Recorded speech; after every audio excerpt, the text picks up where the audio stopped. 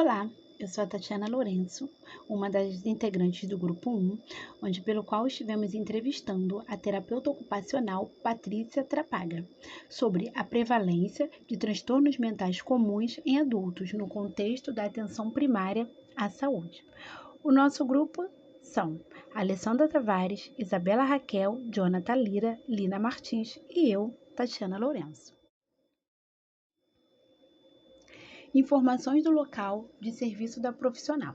A terapeuta ocupacional, Patrícia Trapaga, trabalha nas seguintes unidades básicas de saúde: Clínica da Família, Dr. Felipe Cardoso, no bairro da Penha, Clínica da Família Clebel de Oliveira Rocha, no bairro de Olaria, e o Hospital Carlos Chaga, no bairro de Marechal Hermes. A profissional é integrante da equipe do NASF, que é Núcleo Ampliado de Saúde da Família, e evidencia a prática de discussão entre a equipe multiprofissional voltado para o cuidado da saúde e o matriciamento, ressaltando que o serviço de atenção primária é a porta de entrada do SUS. Casos atendidos e questões de gênero. Os casos atendidos é de saúde mental. Observa-se uma prevalência de casos do gênero feminino, no que se refere ao atendimento.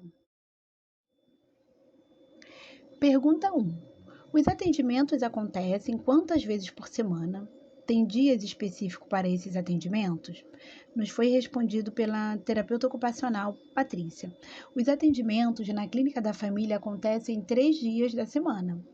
Segundas-feiras, na Clínica da Família Clebel de Oliveira Rocha, e às terças e quartas-feiras, na Clínica da Família Dr. Felipe Cardoso. Transtornos mentais comuns apresentam sintomas como fadiga, esquecimento, insônia, que podem ser facilmente levados a outros diagnósticos.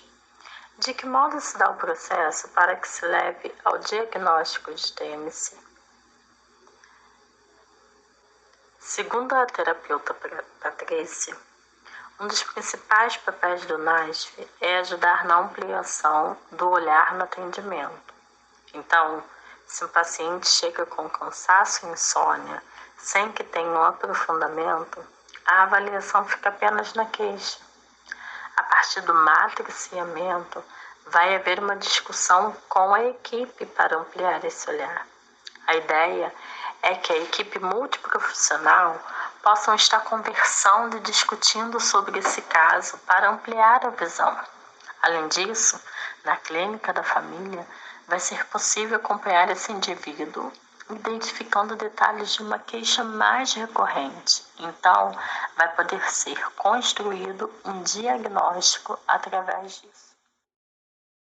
Como se dá a escolha medicamentosa no diagnóstico de TMC? E essa prática é comum nesse diagnóstico? Para a terapeuta ocupacional Patrícia, é extremamente comum. A grande questão da Clínica da Família, a principal queixa, era o uso dos ansiolíticos. Então, são pessoas que usam ao longo da sua vida e é muito difícil retirar ou pensar em outro tipo de tratamento que não só a medicação para o caso de TMC. Existe o grupo GAN, que é um grupo de gerenciamento autônomo da medicação. É um grupo que pensa sobre a medicalização, a administração dela e o efeito colateral que ela traz. Então, é um grupo para que se possa pensar tanto com o usuário quanto com os profissionais a respeito do uso de medicações. Também existe um projeto de inclusão de florais no atendimento desses casos. Nessas unidades em que a terapeuta ocupacional Patrícia trabalha, existem algumas ações, entre elas, grupo de mulheres, grupo Reviver, que são para pessoas com TMC, grupo de atividades físicas, grupos de movimentação que usa a dança como recurso terapêutico, grupo de crianças irresponsáveis, grupo de diversidade, práticas integrativas e a auriculoterapia. Enfim, existem algumas ações coletivas que podem ajudar nesse processo do tratamento de TMC. sem que seja necessário a introdução da medicação, e isso é uma discussão feita pelo NASF e equipe. Pergunta 4. Alguns estudos confirmam uma prevalência maior de TMC em mulheres adultas. A senhora confirma essa ocorrência em sua prática? Caso a resposta seja afirmativa, a quais fatores socioeconômicos essas pacientes, em sua maioria, estão expostas? A partir dos relatos da profissional, observamos que há uma prevalência da mulher no que se refere ao atendimento, justificando essa demanda pelo fato da mulher ir em busca de cuidado e de ser ouvida.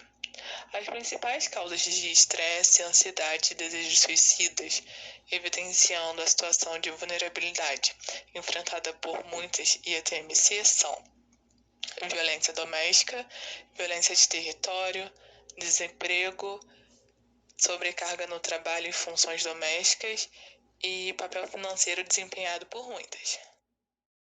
Pergunta 5. Quais são as maiores queixas que a senhora escuta quando o usuário a procura?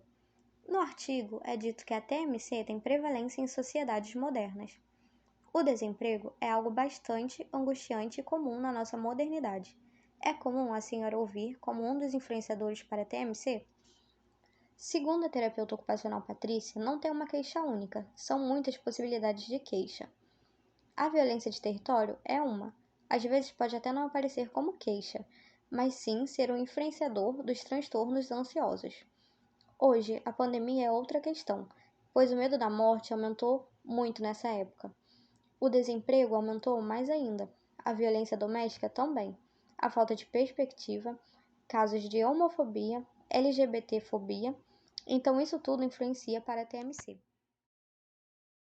Pergunta 6. Quais os casos que mais aparecem para a senhora e quais as principais estratégias de cuidado que são usadas para esses casos? Segundo a terapeuta ocupacional Patrícia, atualmente o que mais tem aparecido é a saúde mental. Existe um grande número de casos. Tem mulheres com crises ansiosas, depressão, depressão associada à ansiedade, automutilação e tentativas de suicídio. E as estratégias são grupo de mulheres, onde um dos assuntos abordados é a violência. São integrantes desse grupo mulheres que sofrem ou sofreram algum tipo de violência e também que têm alguma sobrecarga. Outra estratégia são os matriciamentos, que é a possibilidade de discussão desses casos junto à equipe. Também tem o Núcleo de Artes da Saúde da Família, que usa artes como recurso terapêutico, usa música, pintura, desenho e qualquer outra que os indivíduos desejarem, porque sempre vai estar pautado nos usuários. Eles são quem vão dizer qual é o melhor caminho. Grupo Reviver. O encontro desse grupo acontece de 15 em 15 dias, e nele é usado diversas estratégias, como música para discutir questões sobre feminismo, racismo. Já foi usado também o filme Coxas de Retalho para discutir o papel da mulher e sexualidade. Atendimentos individuais, em conjunto, visitas domiciliares para conhecer esses indivíduos e onde ele mora, atividades físicas, dança, auriculoterapia. Pergunta 7. Em relação às abordagens terapêuticas, quais você usa em seus atendimentos? Referente a esta pergunta, a terapeuta ocupacional Patrícia nos disse que as estratégias são escolhidas de acordo com as necessidades do público-alvo e a decisão é da equipe. Há núcleo de arte como recurso terapêutico, espaços de dança, rodas de conversa sobre racismo, tabagismo, espaços de arte, visitas domiciliares, técnica de auriculoterapia, atividades físicas, dentre outros. Articulação da prática profissional com os conteúdos da disciplina. Bom, a prática da profissional nos remeteu a muitos conteúdos aprendidos na disciplina. Nos recordamos sobre como é importante estarmos atentos ao território que os usuários do serviço estão inseridos, sobre como é importante identificar os determinantes sociais de saúde, verificar as questões de vulnerabilidade que cada um apresenta. A importância dos grupos e oficinas, conteúdos que aprendemos também e como eles são importantes no tratamento. É possível reinserir o indivíduo socialmente, fazer com que se crie uma rede de apoios e vínculos, A própria profissional relata que os usuários possuem grupos no WhatsApp e que em muitos momentos os usuários entre si estão se ajudando no grupo, compartilhando uma palavra e escutando o outro. Impressões e comentários gerais do grupo. Ouvir os relatos da prática da terapeuta Patrícia nos trouxe várias significações a partir dos materiais lidos na disciplina. É altamente contagioso perceber o quanto nós, terapeutas ocupacionais, podemos promover a qualidade de vida e atenuar algumas dificuldades apresentadas por indivíduos através de escuta especializada e, então, através da terapia, ressignificar as experiências do outro. O GAM, Gerenciamento Autônomo da Medicação, um novo olhar apresentado pela terapeuta, pretende ressignificar o uso da medicação. Apesar de não termos tido conhecimento sobre o GAM antes da apresentação da terapeuta, é possível fazer várias inferências a partir da ideia de medicalização, a qual já tivemos conhecimento. Verdadeiramente precisamos repensar o uso indiscriminado de medicamentos. Terminamos externando o quanto enriquecedor foi esse momento de troca com a terapeuta Patrícia e ansiosos por um momento de visitação em uma das suas unidades de serviço. Agradecemos a Patrícia e as professoras por nos proporcionar todos esses conhecimentos que foram extremamente enriquecedores, tanto para a nossa graduação quanto futuramente em nossa vida profissional.